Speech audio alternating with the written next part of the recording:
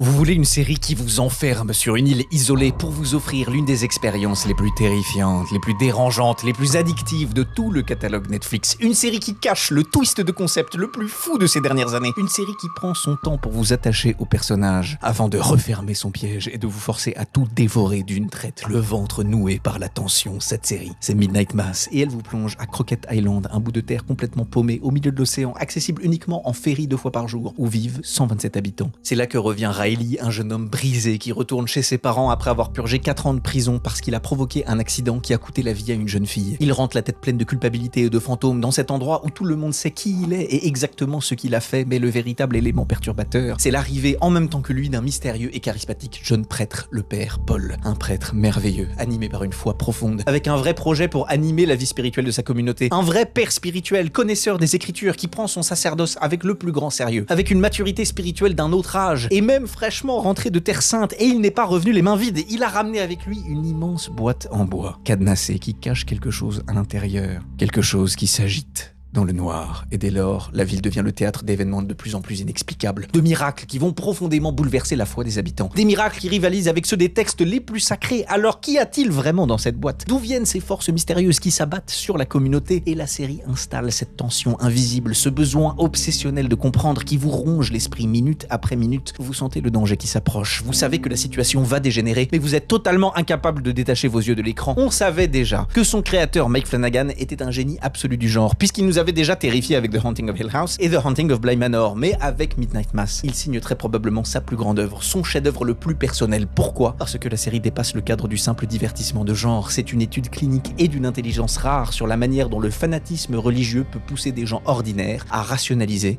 l'effroyable. Une dissection de la foi, ici de la foi catholique en particulier, avec un des personnages de prêtres les plus convaincants qu'on ait jamais vu, et qui soulève une myriade de questions. Par exemple, est-ce que les gens qui affectent le meilleur comportement sont les meilleures personnes? Est-ce que le poison du jugement social n'est pas fondamentalement incompatible avec la religion? Le vrai ver dans la pomme. Et si vous aimez seulement les thrillers psychologiques profonds, les ambiances lourdes à la Stephen King, les scénarios impeccables qui vous respectent en tant que spectateur, vous vous y retrouverez complètement. Elle est disponible dès maintenant sur Netflix. Pour ceux qui l'ont déjà vu, dites-nous en commentaire ce que vous en avez pensé, ce qui vous a le plus marqué, sans spoiler les autres, bien sûr. Et si vous cherchez d'autres pépites cachées à vous mettre sous la dent, abonnez-vous pour ne pas rater nos prochaines recommandations.